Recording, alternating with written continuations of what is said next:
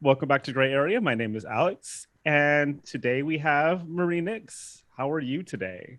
Hey, I'm so great. Thank you for having me. Oh, thanks for taking the time out to speak to us. Really excited to talk to you.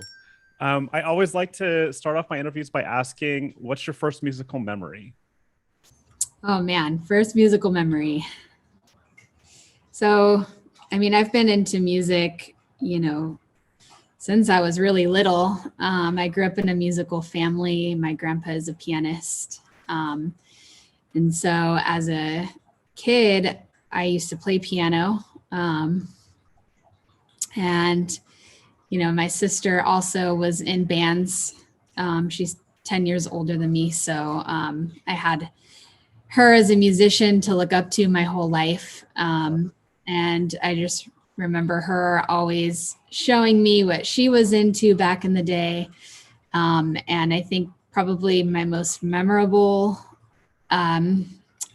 moment is her taking me to see Radiohead and the Pixies at Coachella 2004. And Oh, I was wow. like a small teenager, had no idea what I was in for. I knew Radiohead, but I wasn't, super into them yet. Obviously, after that show, they were my favorite band and still are my favorite band till this day. So yeah, that I remember even not wanting to go. And she was like, no, just trust me. It's going to change your life. And so we show up and, Coachella wasn't super big back then. Right. But it was still the most people I had ever been around, especially at a live show. And it was just really mind blowing. And it was kind of my first introduction to festival culture and community. Um, I want to ask, was there anything else that stood out to you about that weekend that you still carry with you? I just have crazy flashbacks of like the visuals and I had never been to a show at that caliber. So just like it blew my mind how much they put into building the stage and, um, all of the crazy people in the desert. Yeah, right. was a Um, I gotta wonder, at what point did you start to get into dance music then? Because I know you get that's background in more traditional music and rock, and you've played instruments. What sparked this love for dance music? When did you fall in love with it? So, in I was always kind of influenced by a more electronic sound. I love 80s dark wave, Right. Like New Order and Soft Cell and Tears for Fears. And then in middle school, I got really into the Faint. And bands like them, The Knife, LaRue. Yeah. And so that was kind of my first introduction to electronic sounds. And then in high school, I had some friends that started going to EDC. They would go to, what was that New Year's rave called? Oh, Together as One. Yeah. So they were really into raves and electronic music, and I had been to some dance parties, in Orange County. That's where I grew up. Right. That weren't really massives or anything. And I was interested in the music. I just hadn't been fully immersed yet. Yeah. Until I went to my first massive, which was Nocturnal Wonderland in 2008, I think it was. Yeah. And back then, of course, I was into the big room EDM. I was into trance, Above and Beyond was my favorite artist. They're still pretty awesome. Yeah. I actually did go to their show in Huntington a few years ago. I forget what it was called. And Juna Beach, I think. Yeah. So, once I went to my first massive rave, the rest was kind of history. And then I kind of, you know, took some steps to get to the underground scene that I'm in now. Right. Um, from massives went me finding Lee Burridge's All Day I Dream parties. I would go to Focus, Orange County. They did 18 plus house music nights. Yeah. That was kind of like my first taste into a more underground scene. Right. And then I went to Lightning in a Bottle because of Lee Burridge's All Day I Dream parties. I Yeah. fell in love with his music, fell in love with what he was doing, what vibe he was curating. And so it kind of sparked my interest in going to LIB. Then from LIB, I found Desert Hearts, and I found them through a mutual friend that I actually met at Coachella. Oh, interesting.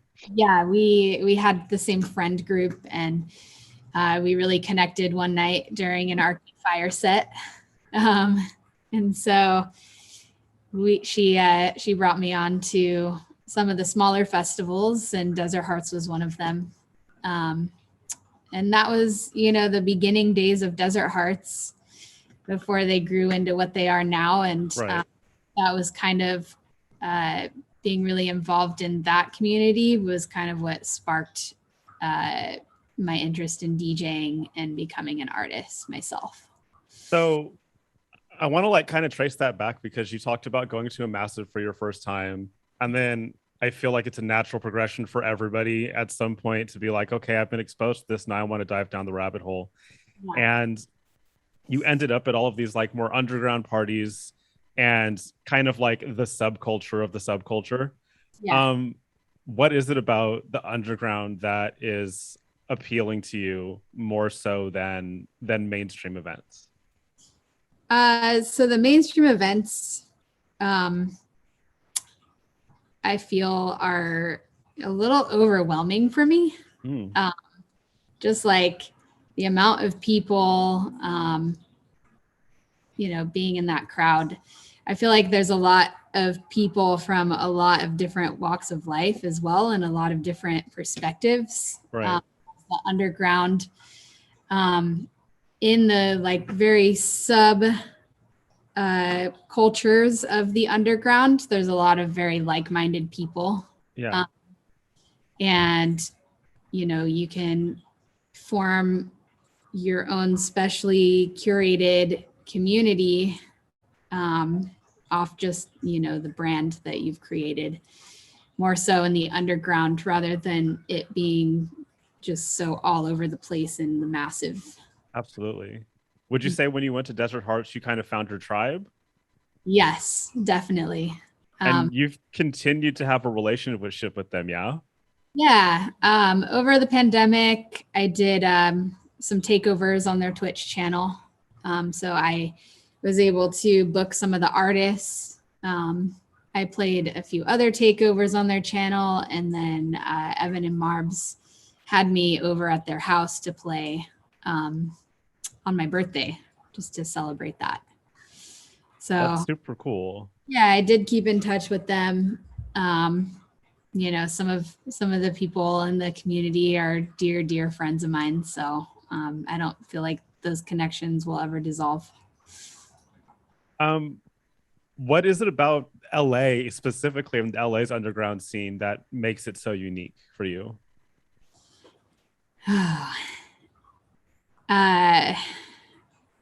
I mean, the LA underground just kind of seems like one big family. Mm, A lot of people that I've connected with, have always been super supportive. And I think the relationships I've built have been really special in the LA underground. yeah. Like, I was going to different parties before I was even a DJ. Right. So I feel like my connections were a little more organic than an artist coming in and Right. being like, hey, I want to be your friend. You're a promoter. It So wasn't, there were no transactional relationships for you. yeah, it was more, genuine. Like I was going to support their parties, like Temple Tuesdays, Clinic Wednesdays, just to name like a couple of my favorite. I was friends with Ray, who throws Temple, friends with Surreal, that throws Clinic, before I Yeah. became an artist. And so it was like, as soon as everyone found out that I was starting to DJ and, dive into that, they were all ready and willing to put me on their lineups, and always, ready to be supportive. Like Ray was the first person in LA to book me. Well, let's talk about that like transition from being a fan into a DJ and then from being a DJ into a producer, because you already have a background in music. So first, what the hell took you so long? I know. That's what I was asking myself. I mean, with music, I never really stuck to an instrument. Mm, Whether it was piano when I was young, yeah, I played, but I did not continue to practice until now. And then right. I know, a little bit of theory and like a little bit of the basics, but I never really kept on it. And same with guitar. I played guitar for a bit. I never really felt like it was the instrument for me. Yeah. Uh, and I also sang a little growing up. But I always knew I wanted to perform in some aspect and make music in some way. I would get together with all my neighborhood kids, and we each had a different instrument, and we'd try to have a band practice. Um, but none of us were like seasoned enough in the instruments to form a real band. Right. Um, and so I kind of just, uh, you know, dove into discovering music and being a festival goer and just enjoying the music and the community that all of that brought to me.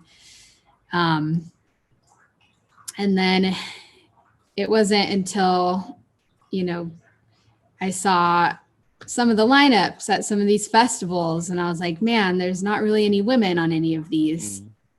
Mm, And like I saw, the Desert Hearts guys, I saw them come, I saw them rise and build their brand like that. And yeah.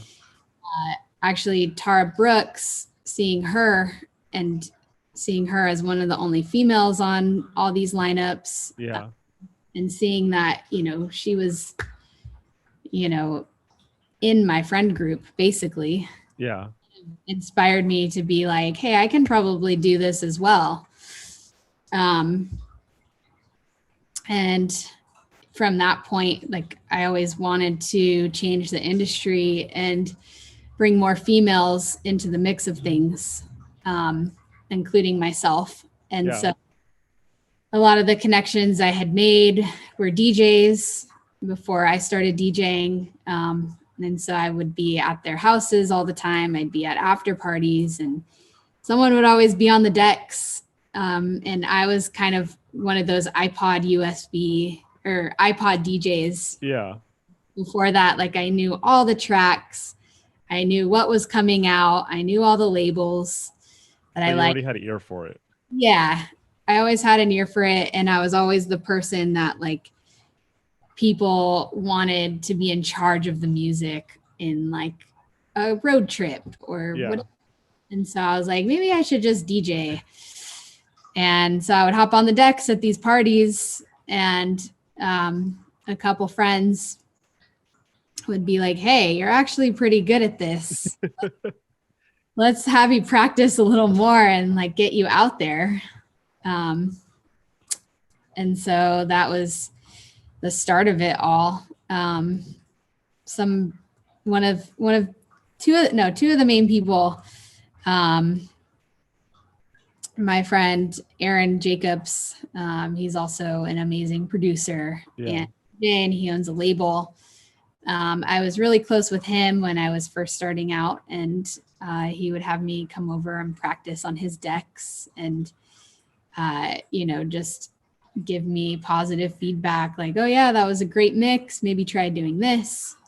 And then also my friend Ali, he had some decks that were not Pioneer decks, and they were pretty old. The BPM fader or tempo fader did not really read what was the actual BPM. That's how you learn. Yeah. That's how you learn. Yeah. And so I was kind of thrown on those at his place, and, learning on decks like that, I think made me a better DJ from the start, because I wasn't learning on like the Nexus 2s that basically do most of the work for you. Right. I'm fully in the camp that technology is great, but as a learning tool, you should learn on the shittiest equipment possible. Exactly. Otherwise, you can't pivot if something goes wrong while you're actually on stage, because, sync buttons don't work all the time, and BPM counters do weird things, and equipment fails massively. So learning on shitty equipment's an advantage. I just had a gig on Friday night, and I'm so grateful I learned on this equipment and have not only just played on, the industry standard, because it was CDJ 2000s that they don't have the zoom in on the waveform function. Right. And there's no like clock at the top. Oh, that's right. And so you actually have to find the kick in your ear. Yeah. And then actually, mix the track in, rather than you can count, and on the one you just hit play. Right. I love that. I love that you've been, you had the advantage of learning the right way, even in the digital age. I'm a little bit older than you. And we had no choice. So I always am comforted to hear when people continue to learn the correct, I'm not going to say the correct way. I mean, it doesn't really matter. Whatever comes out of the speakers is all that matters. But knowing how to match a beat properly with just your ears, it's really just valuable tool to have. For sure. So how did you make the transition from DJ to producer? So after DJing for a couple years, I just kind of thought, what are the next steps? I need to learn how to produce. And so back in the day, not back in the day, I say that like it was years ago. But a couple of years ago, I got a Machina Micro. It's a Native Instruments, piece of gear.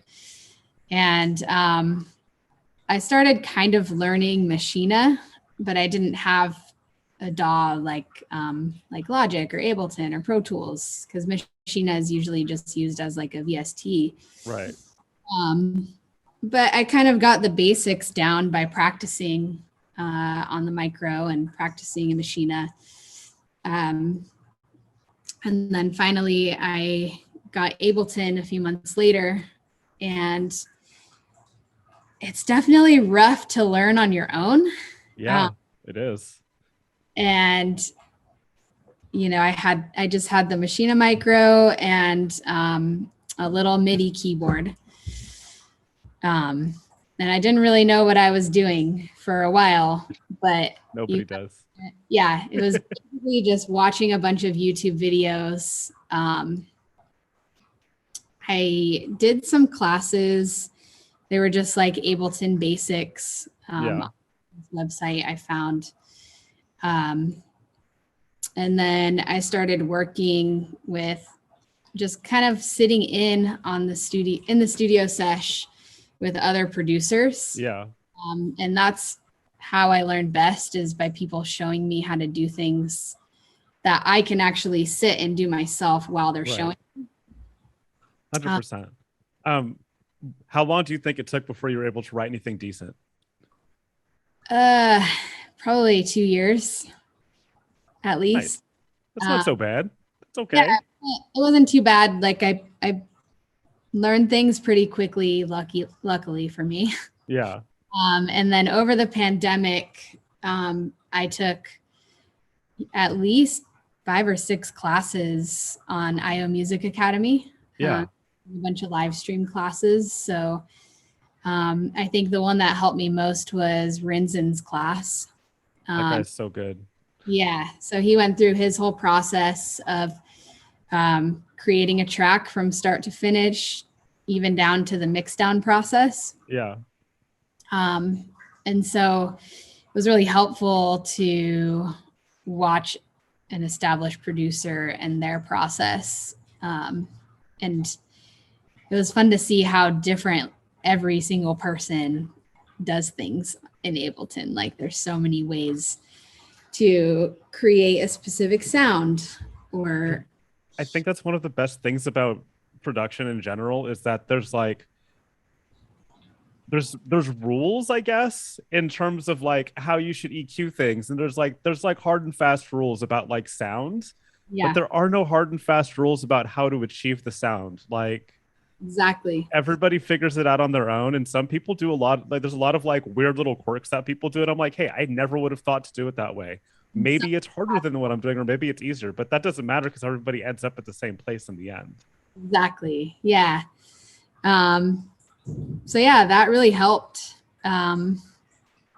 And you know, I actually had the time to sit down and produce because I was Yeah. playing gigs and I wasn't going out to network. I just every night I would try to get on and do at least an hour of learning in Ableton, and um, that pretty much got me to where I am. I want to give a shout out to Maude Vos, my partner and label partner. Yeah. She has been a tremendous help in my production. She helped a lot in motivating me to finish this EP. She engineered some of the stuff where, like, she'd be sitting here. There's a funny picture. I'm probably going to post it at some point where she's got hair dye in her hair and she's like recording what I'm playing on the matriarch back here into Ableton, and she's just helped a lot in teaching me different techniques and giving feedback and constructive criticism to make my work better. How valuable is it to have a mentor like that? Oh, it's amazing. Um, like, before her and I really connected to the point of where we're at now, she was a musician I looked up to. And Yeah. having her as my partner and my label owner, co-label owner, it's really incredible. And it's helped me a lot. And, it inspires me to keep producing, having her around, because I see how great of a producer she is. And I see how easy it is for her to just sit and knock a track out. And Right. like, I see how great she is at sound design, and I want to be at that level someday. Well, I'm sure that day is not too is closer than you think it is. Yeah, I hope so. Um, so I want to talk about how I hate to say that the pandemic was good for people, but there were a lot of positives to it for people who were able to kind of buckle down and like focus on the things that they wanted to do. Can you talk a little bit about like how you feel like there were advantages for you during the pandemic? Yeah. So obviously I couldn't play gigs or anything. And I was a little discouraged at first because I had some really good things lined up for the year. Like, for example, I was on the Reform lineup and that got canceled. Yeah. I got booked to play with Pleasure Craft anyway, who was the headliner back then. Yeah. So I got that makeup gig. But I was planning on traveling to other cities and stuff this year.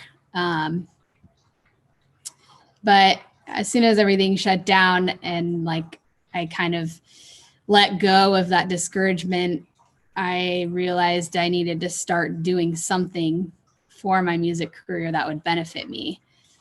So that's when I started looking into the classes. I started getting more into production. I got better studio monitors. I, figured out how to set up the Moog Sub 37 and CR8 and, all the gear that I had bought that I never really learned. Right. And then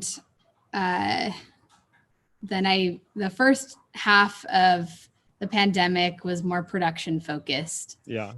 And then I started noticing a bunch of people getting on Twitch, starting with that one Beatport stream that was at the very beginning of the pandemic. I remember. And then Desert Hearts got on the stream. I started, becoming part of the whole Desert Hearts stream community. Yeah. Like they used to have Zooms set up all the time. And so you can be on Zoom while you're watching the live stream on the TV, and you just, dance with all the people that are also on Zoom. So that was pretty amazing. And then I got booked with Mary Drop-Ins and my friend Elida. She runs a channel called Deck Record. And we played on Desert Hearts TV one night in June. Then from there, since we had such a successful night on Twitch, I think that night we had about 13K that were watching. Wow, that's huge. Yeah. We decided to take that same group of women and play on Elida's channel, Deck Record, because she had already started her Twitch channel. Right. So we built a bit of a following off that channel. Elida is amazing. She was on it, having monthly showcases with all of us. She was on Twitch, building the community by going on other people's channels. And so then I got really into the whole live stream game from there and started my own channel. I found a community from the Desert Hearts Zoom who was super supportive on Twitch.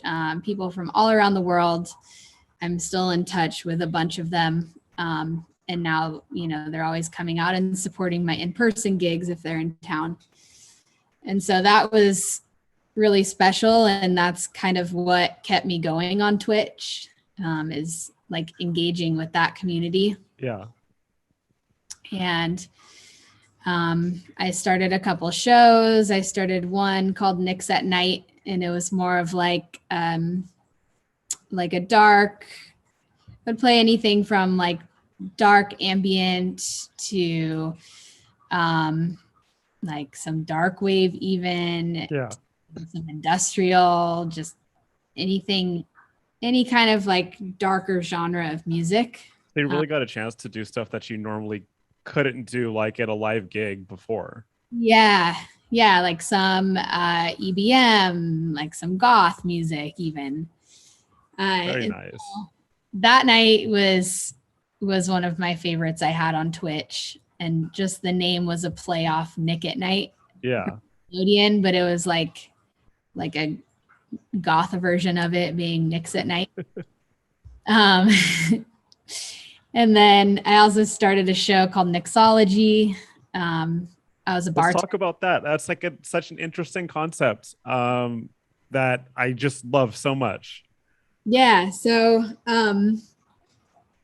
it was a show that kind of put both my mixology and my DJ knowledge together. And I was a bartender for, I think, 3 or 4 years at the Standard in downtown LA. Yeah. And so I learned how to make a bunch of unique cocktails there. Learned a lot about, what flavor palettes go together. And I really enjoyed it. There's, some sort of creativity behind creating a cocktail list Yeah. that it's kind of like cooking,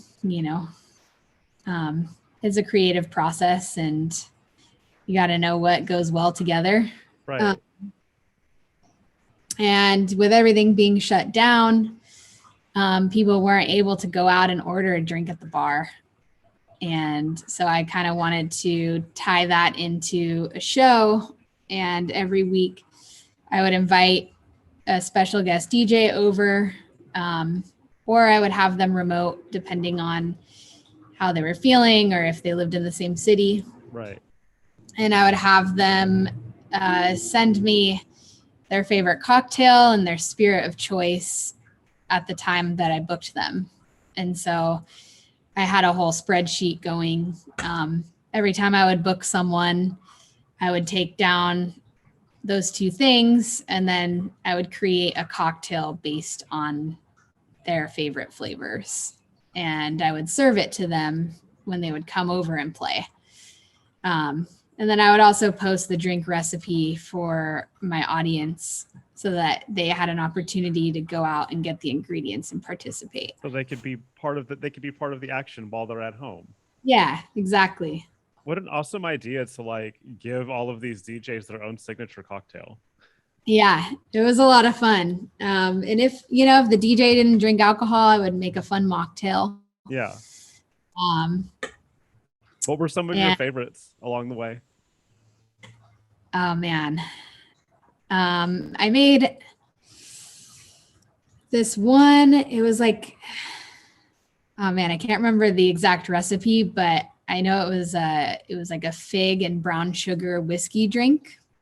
Interesting. Yeah, it was kind of like a fig and brown sugar old fashioned. Oh, how interesting. Yeah, that one was really good. Actually, there was rosemary in it as well. Now that I'm remembering this recipe, I remember putting the figs and rosemary with the sugar in a pot of boiling water. That sounds very involved. Yeah, to get that syrup going. And then I always love a good mezcal cocktail. So, mezcal is such a strange flavor. It goes really well with Beets? like watermelon and tahini. And so I did make what did I call it? I don't remember what it was called, but the little fruit carts that you get, the tahini and the chamoy. Oh yeah. I made a cocktail based off of that, and I think that was my favorite. And the spirit in it was mezcal. Nice. Yeah. So I want to talk about you starting a record label too, since we're getting to the end. But I really, that's just one of the other things that you did during the pandemic. Can you talk a little bit about your record label and like what your goal is with the label? Yeah.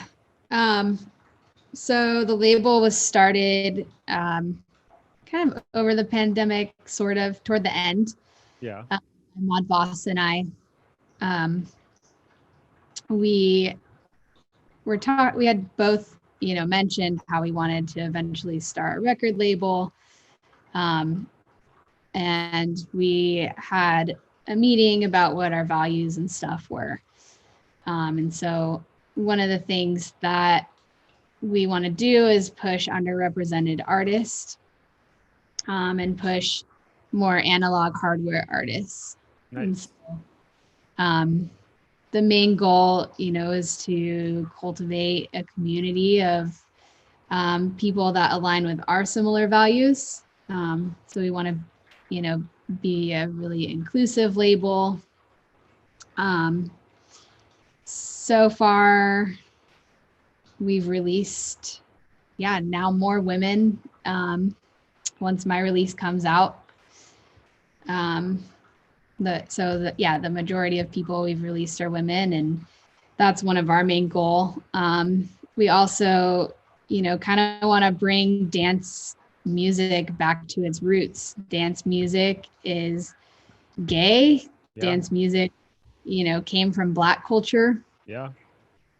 So being two queer artists ourselves, that is also one of the goals we have. I love to hear that. Especially in a year where we thought the conversation was moving forward.